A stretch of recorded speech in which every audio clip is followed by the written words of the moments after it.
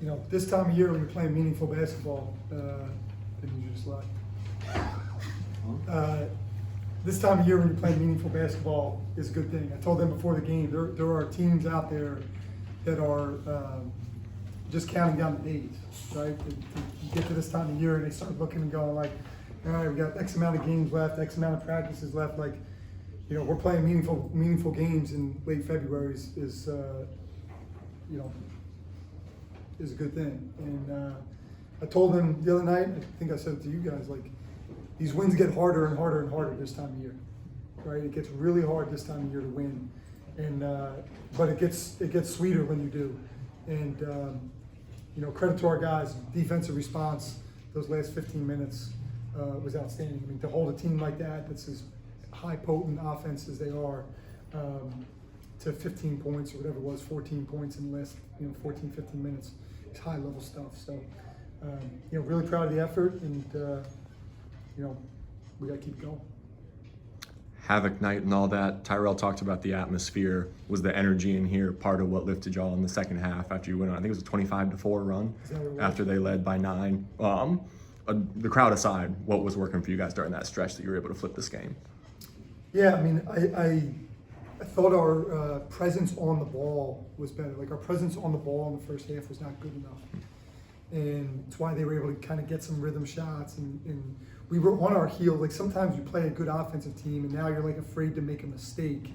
So you're playing on your heels, and then all of a sudden, like, guys are getting open just because you're like a step slow, beat off of like where you want to be. I thought our pressure, we went to switching some of their ball screen stuff in the second half, but even early we were still like, waiting on them instead of like being the aggressor and being disruptive, which is what I thought we were those last 14 minutes.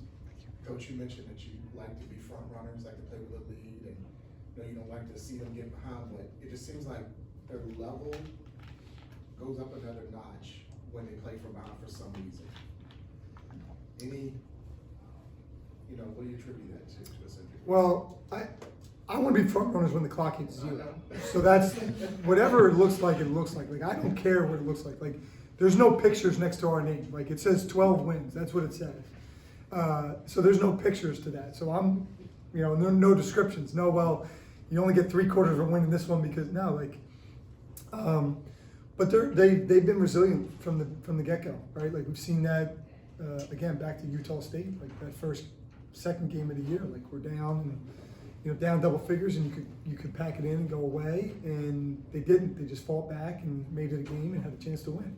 And that's what they've shown all the way through, and especially two teams that play through runs like we do. Like, I knew there would be stretches in the game where, hey, we could build a lead, they're going to come back. Like, they've been doing that, we've been doing that, so you kind of know that.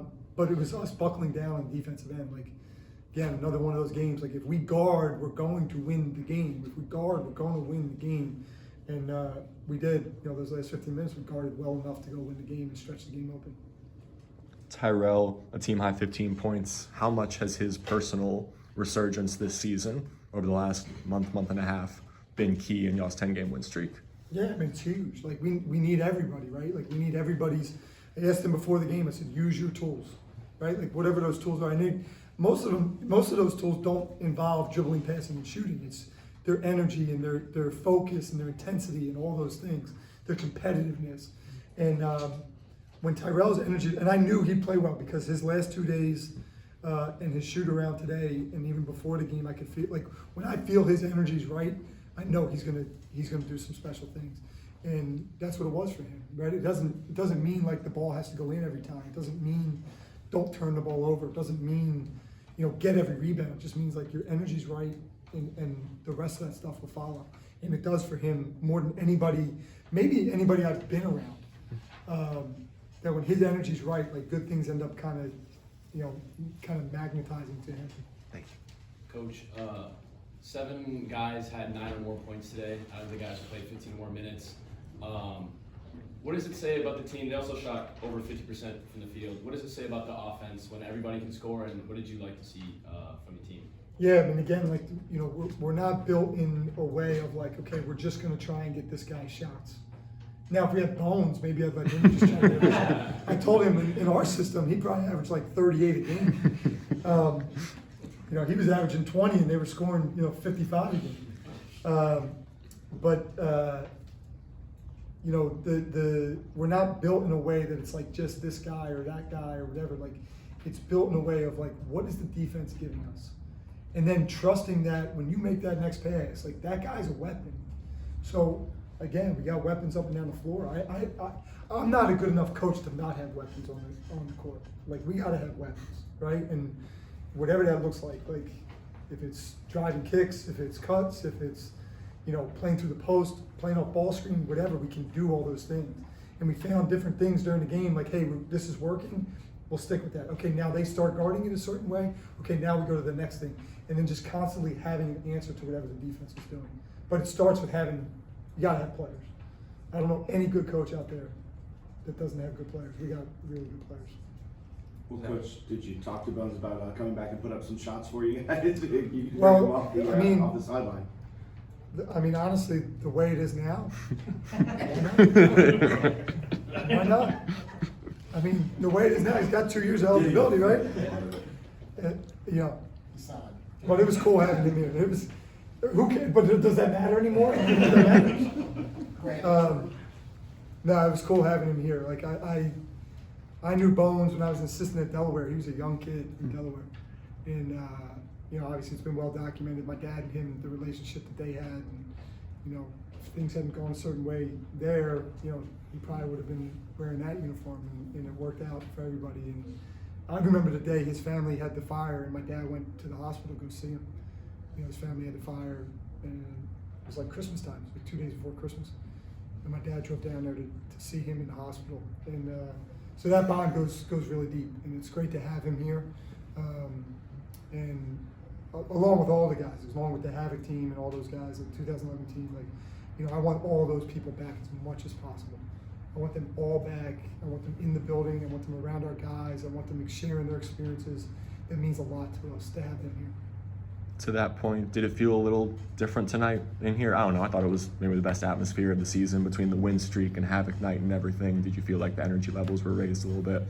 I think so. I mean, I feel like it's always pretty high in here. Like, that has not worn down on me yet. Like, now we need 2 more of them. Like, we only got 2 more in here, so we need that.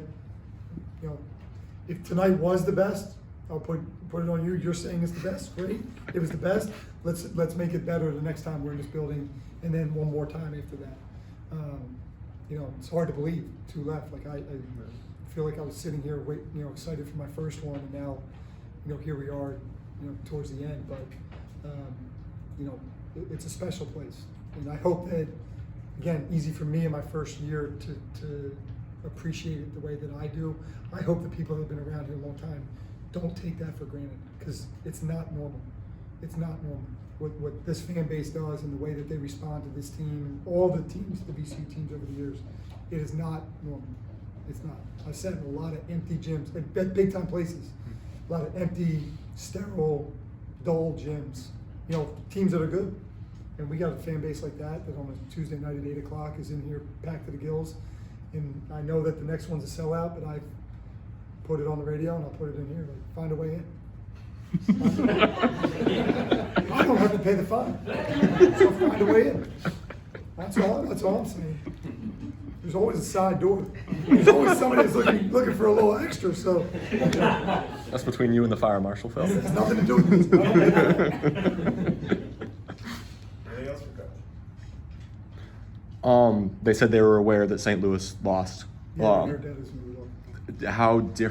How much have you guys evolved since the first time that you played them, heading into what's obviously a huge matchup atop the A-10 on Friday?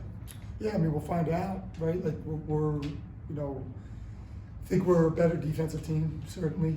You know, we've kind of got our legs to us and kind of a rhythm to us that I think we were still searching for there in the game here. But, you know, this game's about going to get number 13. It's not revenge. It's not, hey, you know, it's between the lines. They're going to have a great crowd. I'm sure it'll be loud. I hope it is. you know, and we'll play, it's 94 by 50. That'll be my message tomorrow. Like, we're playing that game 94 by 50. They're 5 versus our 5 that are on the court, you know, one possession at a time. You know, they're obviously a great team. I think they're a second weekend NCAA tournament team. You know, and again, we get to go there and play a meaningful game on February, what will Friday's date be? 20th. 20th. We get to play a meaningful, high-level game on February 20th. Like, you can't ask for any better than that. Thank you. All good? Thank you, Phil. Appreciate you guys. Thank you.